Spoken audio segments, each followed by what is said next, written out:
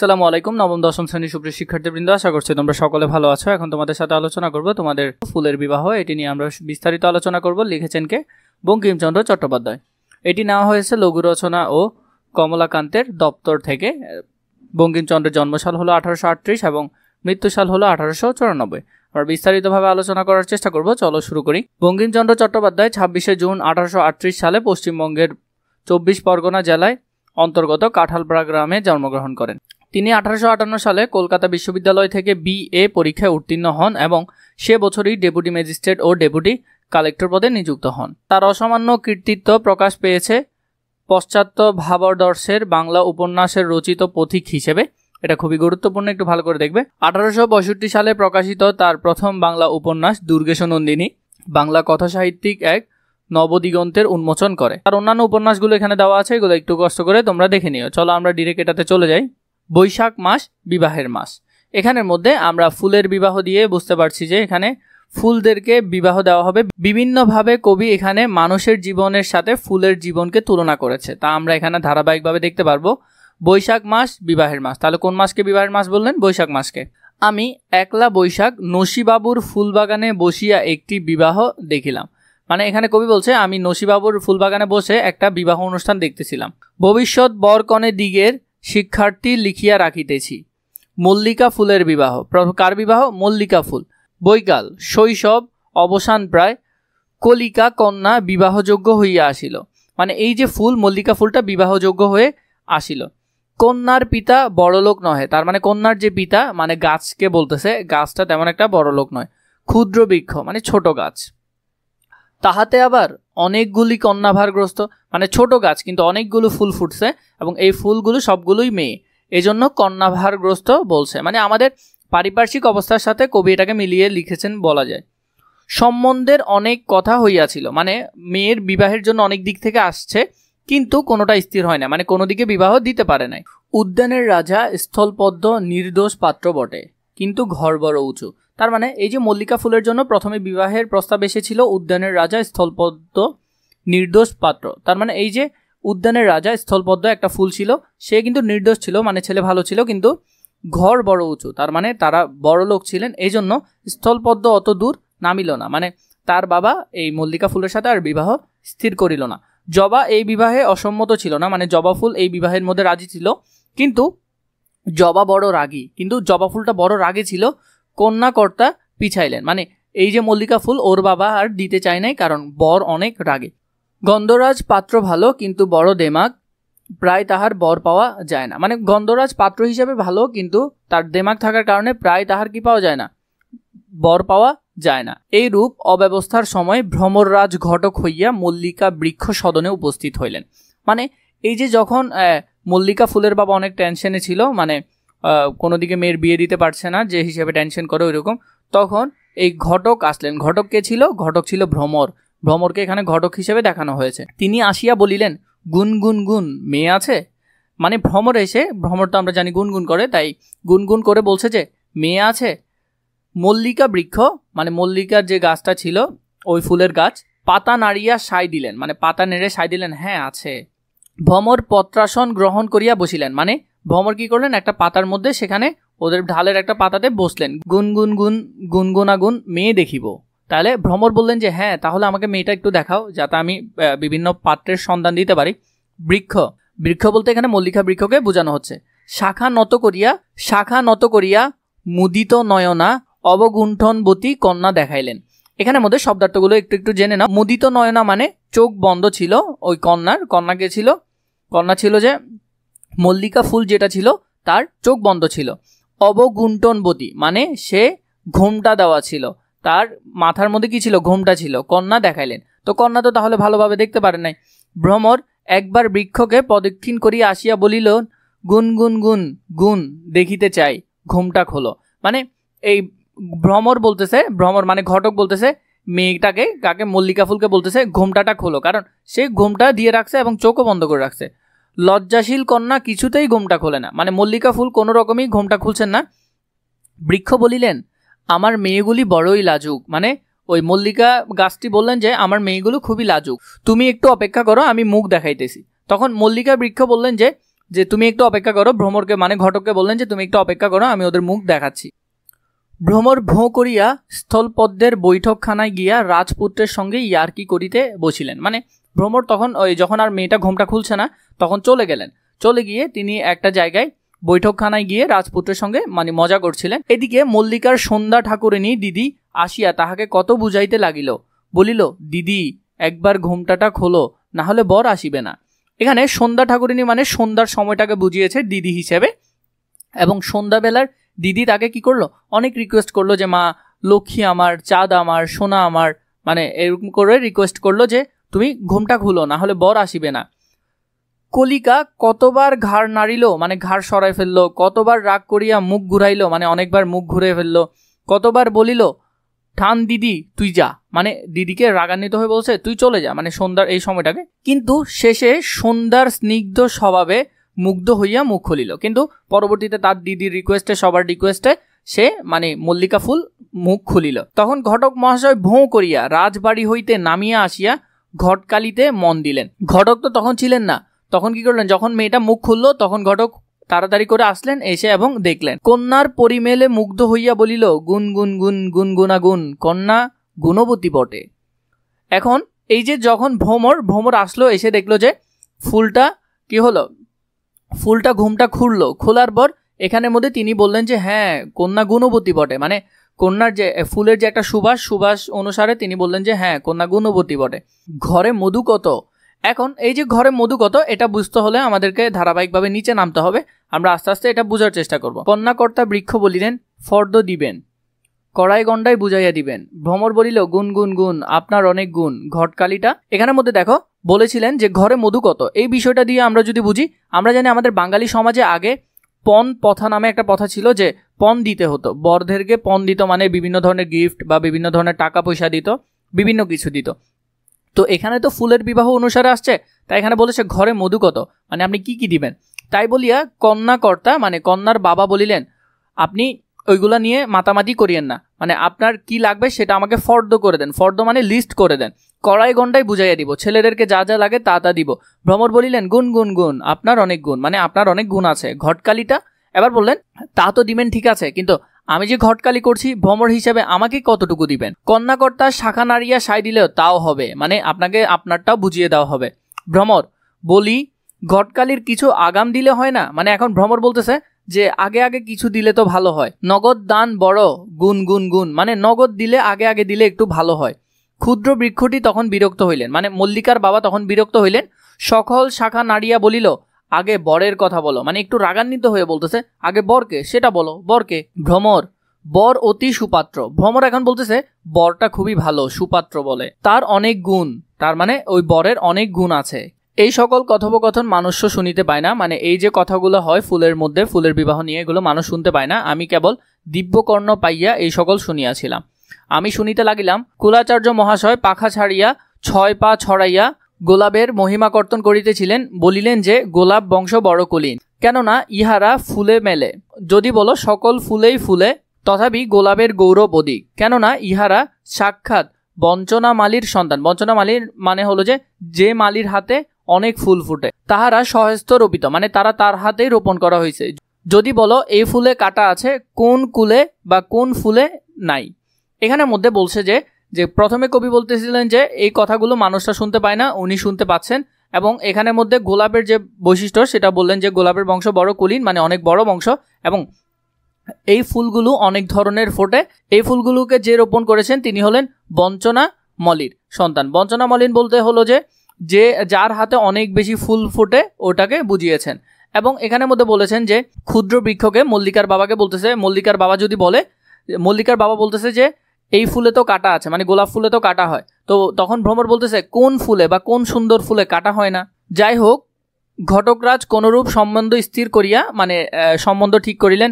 ভোঁ করিয়া উড়িয়া গিয়া গোলাপ বাবুর বাড়িতে খবর দিলেন, মানে তিনি এবার উড়ে গেলেন। উড়ে গিয়ে গোলাপ বাবুর মানে ওই গোলাপের বাবাকে বললেন যে মানে ছেলের জন্য পাত্রী খুঁজিয়াছি। গোলাপ তখন বাতাসের সঙ্গে নাচিয়া নাচিয়া, মানে গোলাপ ফুল যে পাত্র সে যখন বাতাসের সঙ্গে নাচিয়া নাচিয়া হাসিয়া হাসিয়া লাফাইয়া লাফাইয়া খেলা করিতেছিল। বিবাহের নাম শুনিয়া আহ্লাদিত হইয়া মানে ওই গোলাপ ফুল বিবাহের কথা শুনে অনেক খুশি হয়ে কন্যার বয়স জিজ্ঞাসা করিলেন। কন্যার বয়স কত সেটা জিজ্ঞেস করলেন। ভ্রমর বলিল আজি কালি ফুটিবে। এখানের মধ্যে বললেন যে ফুলের যে কলিটা আছে, কলিটা এখনো অনেক বয়স কম, মানে ফুলের বয়স একেবারেই কম, হয়তো আজকে বা কালকের মধ্যে ফুল ফুটবে। গুদুলি লগ্ন উপস্থিত গোলাপ বিবাহে যাত্রার উদ্যোগ করিতে লাগিলেন। উচ্চিঙ্গরা নবদ বাজাইতে আরম্ভ করিল। এখানের মধ্যে বললেন যে ওরা আস্তে আস্তে কি বিবাহের জন্য গোলাপ, যারা বরযাত্রী আছেন ওরা রেডি হচ্ছেন যে বিবাহে যাওয়ার জন্য, এবং সেখানের মধ্যে উচ্চিঙ্গরা নহবত বাজাইতে লাগিলেন, মানে এক ধরনের বাঁশির মতো সাউন্ড সেটা। উচ্চিঙ্গরা ছিল একটা পোকা, ও দায়িত্ব নিলেন যে ও বাঁশির মতো এটা বাজাবে। মৌমাছি সানাইয়ের বাহেনা লইয়াছিল, মানে মৌমাছি বলেছিল আমরা সানাই বাজাবো, কিন্তু রাতকানা বলিয়া সঙ্গে যাইতে পারিল না। কিন্তু ওরা রাতকানা মানে রাতে দেখতে পায় না মৌমাছি, তাই ওরা আসতে পারে নাই। খদ্যতেরা ঝাড় ধরিল। খদ্যতেরা বলতে এখানে জোনাকি পোকাকে বোঝাচ্ছে, এবং ঝাড় ধরিল মানে আলো দেওয়া বোঝাচ্ছে। তাহলে জোনাকি পোকা নিয়েছে কি আলো দেওয়ার দায়িত্ব। আকাশে তারাবাজি হইতে লাগিল। কোকিল আগে আগে ফুকরাইতে লাগিল। ফুকরাইতে মানে এক ধরনের বাঁশি বাজাইতে লাগিল আগে আগে থেকে দেখে। অনেক বরযাত্রী চলিল। স্বয়ং রাজকুমার স্থলপদ্ম দিবাবসনে অসুস্থকর বলিয়া আসিতে পারিলেন না, মানে সবার যাওয়ার কথা ছিল, আর একটু আগে যে আমরা একজন স্থলপদ্ম রাজকুমারের কথা দেখিলাম সে আসার কথা ছিল, কিন্তু অসুস্থ হওয়ার কারণে সে আসতে পারে নাই। কিন্তু জবা গোষ্ঠী মানে জবার মধ্যে যে যে ধরনের জবা হয়, শ্বেত জবা, রক্ত জবা, জরদ জবা প্রভৃতি সব বংশে আসিয়াছে, মানে ওদের সব বংশ বিবাহে আসছে। করবিদের দল সেকেলে রাজাদিগের মতো বড় উচ্চ ডালে চড়িয়া আসিয়া উপস্থিত হইল। এই এতটুকুর মধ্যে কে কে বিবাহে আসলো সেই বিষয়টা নিয়ে আলোচনা করেছে। কে কে আসলো তা একটু দেখে নিবে। সেউতি নিতবর হইবে বলিয়া সাজিয়া আসিয়া দুলিতে লাগিল। আমরা আগেরকার সমাজের মধ্যে দেখতাম যে নিতবর মানে হলো যে মেন বর থাকে, এবং মানে যে পাত্র থাকে, পাত্রের সাথে আরেকজন ছোট বর সাজে, মানে ও ছোট ছেলে কিন্তু ও বরের মতো করে সেজে আসে। তো সেখানে এই দায়িত্বটা নিয়েছে সেউতি ফুল। গরদের জোর পড়িয়া চাপা আসিয়া দাঁড়াইল, উগ্র গন্ধ ছুটিতে লাগিল, বা চাপা ফুলের গন্ধ ছড়াতে লাগলো। গন্ধরাজেরা বড় বাহার দিয়া দলে দলে আসিয়া গন্ধ বিলাইতে দেশ মাতাইতে লাগিল। গন্ধ বিলাইয়া দেশ মাতাইতে লাগিল। গন্ধরাজ ফুল আসলো এবং তারা কি করলো, সেখানের মধ্যে একটা শুভ্র গন্ধ বা তাদের যে গন্ধটা সেটা পুরো এলাকায় ছড়িয়ে পড়লো। অশোক নেশায় লাল হইয়া আসিয়া উপস্থিত। সঙ্গে এক পাল পিঁপড়া মোসায়েব হইয়া আসিয়াছে। তাদের গুণের সঙ্গে সন্ধান নাই, মানে পিঁপড়ার নির্দিষ্ট কোনো গুণ নাই, বা ফুলের সাথে যে গুণগুলো এখানে বর্ণনা করা হচ্ছে এই ধরনের কোনো গুণ নাই পিঁপড়ার, কিন্তু দাঁতের জ্বালা বড়, মানে তারা দাঁত দিয়ে সবকিছু কেটে কেটে শেষ করে ফেলতে পারে এবং বিভিন্ন ধরনের ঝামেলা সৃষ্টি করে। কোন বিবাহে না এইরূপ বরযাত্রী জোটে, আর কোন বিবাহে না তাহারা হুল ফুটাইয়া বিবাদ বাজায়। এখানে দেখো আমাদের গ্রামীণ সমাজের সাথে মিল করে একটা বিষয় এখানে উপস্থাপন করা হলো, যে প্রতিটা বিবাহের মধ্যে দেখবে সব কিছু ঠিকঠাক চলতেছে, কিন্তু হুট করে একজন মানুষ এসে সেখানে একটা ঝামেলা সৃষ্টি করে। তো এই জন্য বললো যে এই পিঁপড়াগুলোও আসলো এবং এসে কোনো না বিবাদ সৃষ্টি করে। কুরুবক কুটুজ প্রভৃতির আরো অনেক বরযাত্রী আসিয়াছিলেন, মানে আরো অনেক ভিন্ন ধরনের ফুল এসেছিলেন। ফুলকে বোঝাচ্ছে। ঘটক মশাইয়ের কাছে তাহাদের পরিচয় শুনিবেন, মানে ভ্রমরের কাছে তাহাদের পরিচয় পাওয়া যাবে। সর্বত্রই তিনি যাতায়াত করেন এবং কিছু কিছু মধু পাইয়া থাকেন, মানে তিনি ওইদিকে সবসময় যাতায়াত করেন এবং তিনি তার বিনিময় মধু পেয়ে থাকেন। এতটুক পর্যন্ত আমরা যে যে বিষয়গুলো বুঝতে পারলাম, যে ওদের বিয়ে ঠিক হলো, গোলাপের সাথে বিয়ে ঠিক হলো এবং বরযাত্রীগুলো রেডি হলো, কে কোন দায়িত্ব পালন করবে সেটা দেখা গেল, এবং কোন কোন বরযাত্রী আসলো এবং কোন কোন বরযাত্রী আসলো সেটা আমরা এতটুক পর্যন্ত দেখতে পেলাম। আমারও নিমন্ত্রণ ছিল, আমিও গেলাম, মানে আমার বলতে এখানে কবি নিজেকে বোঝাচ্ছে যে ওনারও নিমন্ত্রণ ছিল, সেখানে তিনিও গেলেন। দেখি বর পক্ষের বড় বিপদ, মানে বর পক্ষের মধ্যে একটা ঝামেলা দেখছে। বাতাস বহকের বায়না দিয়েছিলেন, মানে বাতাস বহক মানে কি বাহনের বায়না দিয়েছিলেন, যে সে বলছে যে আমি আপনাদেরকে নিয়ে যাব, নিয়ে যাওয়ার বায়না বা নিয়ে যাওয়ার কাজটা ছিল বাতাসে। তখন হুম হুম করিয়া অনেক মর্দানি করিয়াছিলেন, মানে যখন সে বলতেছে যে আমি আপনাদেরকে নিয়ে যাব তখন অনেক পার্ট দেখাইছে বা অনেক নিজেকে অনেক বড় কিছু বোঝানোর চেষ্টা করেছে, কিন্তু কাজের সময় কোথায় লুকাইলেন, মানে কাজের সময় এই বাতাসকে আর খুঁজে পাওয়া যাচ্ছে না, কেউ খুঁজিয়া পান না, বাতাসকে আর খুঁজে পাওয়া যাচ্ছে না। দেখিলাম বরযাত্রী সকলে অবাক হইয়া স্থিরভাবে দাঁড়াইয়া আছেন, মানে কি করবে, বরযাত্রীরা ওইখানে দাঁড়ায় আছেন কারণ বাহন নাই। মল্লিকা দিগের কুল যায় দেখিয়া, মানে আমরা জানি যে আগেরকার সময় যে বিবাহ হতো সেই বিবাহগুলোর মধ্যে হিন্দু সমাজে আমরা দেখি যে একটা লগ্ন থাকে, মানে একটা নির্দিষ্ট সময় থাকে, ওইটা চলে গেলে আর বিবাহ হয় না, বা পরবর্তীতে আবার নতুন কোনো সময় দেখে দিতে হয়। এই জন্য কবি দেখছেন যে তাদের সময় পের হয়ে যাচ্ছে। আমি বাহকের কার্য স্বীকার করলাম। বাতাস যখন আসে নাই বা বাহন যখন নাই, তখন কবি নিজেই এই কাজটা নিজের কাঁধে নিলেন। বরযাত্রী সকলকে তুলিয়া, মানে তিনি সকলকে নিয়ে মল্লিকাপুরে গেলেন। কে গেলেন? কবি নিজে নিয়ে গেলেন। সেখানে দেখিলাম কন্যাকুল সকল ভগিনী আহ্লাদে ঘোমটা খুলিয়া মুখ ফুটাইয়া পরিমেল ছুটাইয়া সুখের হাসি হাসিতেছে। মানে সবাই, কারণ বিবাহের অনুষ্ঠানে আমরা দেখি যে সবাই অনেক মজা করে, সেটা এখানে বোঝাচ্ছে। দেখিলাম পাতায় পাতায় জড়াজড়ি গন্ধের ভাণ্ডারে ছড়াছড়ি পড়িয়া গিয়াছে, রূপের ভারে সকলে ভাঙিয়া পড়িতেছে। জ্যুতি মালতী বকুল রজনীগন্ধা প্রভৃতি ত্রয়গণ স্ত্রী আচার করিয়া বরণ করিল। দেখিলাম পুরোহিত উপস্থিত, নসীবাবুর নবম বর্ষীয় কন্যা। তাহলে পুরোহিত কে ছিল? নসীবাবুর নবম বর্ষীয় কন্যা, জীবন্ত কুসুমরূপিণী, কুসুমতলা সূচ সুতা লইয়া দাঁড়াইয়া আছে। কন্যাকর্তা কন্যা সম্প্রদান করিলে পুরোহিত মশাই দুইজনকে এক সুতায় গাঁথিয়া ঘাট ছড়া বাঁধিয়া দিলেন। এখানের মধ্যে বিষয়গুলো অনেক, দেখো, প্রথমে বললেন তারা অনেক বেশি খুশি, এবং সেখানে বিবাহের মধ্যে আমরা দেখি যে সবাই আসে এবং সবাই অনেক হাসি মজা করে, সেগুলা নিয়ে এখানে উপরে লেখা হলেন। এরপরে বিবাহ করার জন্য আমরা প্রথমেই দেখো নসীবাবু আমরা গল্পের শুরুতেই দেখেছিলাম যে নসীবাবুর বাগানে বসেই তিনি এটা লেখা শুরু করলেন। মানে কবি যে এটা লেখা শুরু করলেন নসীবাবুর বাগানে বসে। তার নসীবাবুর নবম বর্ষীয় মানে 9 বছরের একটা কন্যা ছিল, তার নাম এখানে হলো জীবন্ত কুসুমরূপী বা কুসুমলতা। এখানে তাকে জীবন্ত কুসুমরূপিণী হিসেবে কল্পনা করেছে। তাহলে সে ছিল পুরোহিত। সে কি করলো? এই যে দুইটা ফুলকে কন্যা সম্প্রদান করার পর তাদেরকে একই সুতায় গাঁথতে হবে, এজন্য ও একটা সুতার মধ্যে তাদের দুইজনকে গেঁথে দিল। এর পরবর্তীতে যখন দেখি, আমরা জানি যে বিবাহ হয়ে গেল, বিবাহের পর বাঙালির রীতি অনুসারে বা সব দেশের রীতি অনুসারে বাসরঘর হয়, সেটা আমরা এখানে দেখব।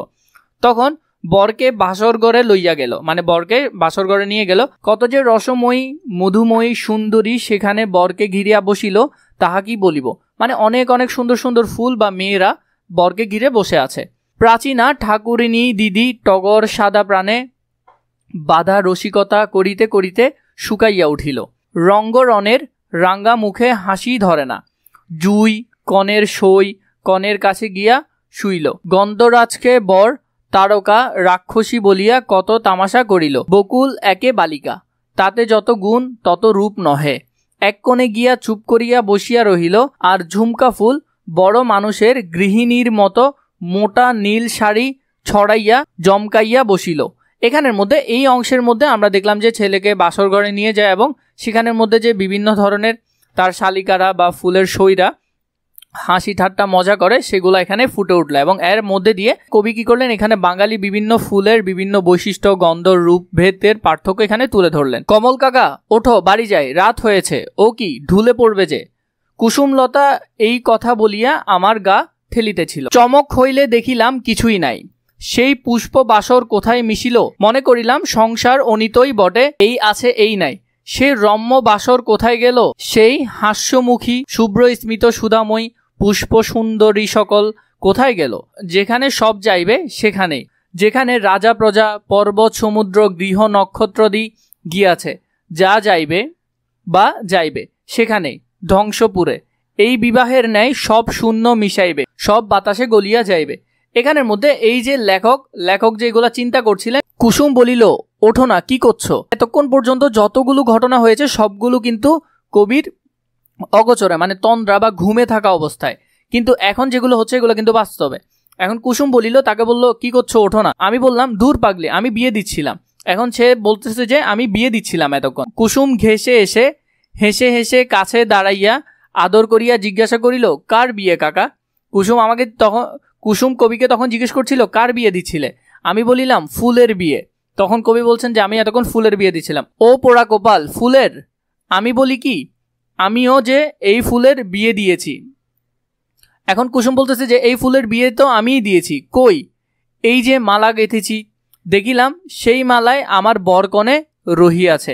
মানে এখন তিনি বলছেন যে ওই যে এতক্ষণ যেটা স্বপ্ন দেখছিলেন, স্বপ্নটা তিনি যখন জাগ্রত হলেন তখন দেখলেন যে এই কুসুমও এরকম একটা মালা গেঁথেছে, এবং কুসুমও মজা করে বলছিল যে এই দেখো আমিও তো ওদের বিয়ে দিচ্ছি। যেমন সে একটা মালা দেখালো, এবং সেখানের মধ্যে কবি দেখে বললেন যে কিরে, এখানেই তো আমার বরকনে রহিছে, মানে এখানের মধ্যে তো আমার বরকনে আছে। শব্দ টিকাগুলো তোমরা একটু ভালো করে দেখার চেষ্টা করবে, এখানে অনেকগুলো শব্দ টিকা।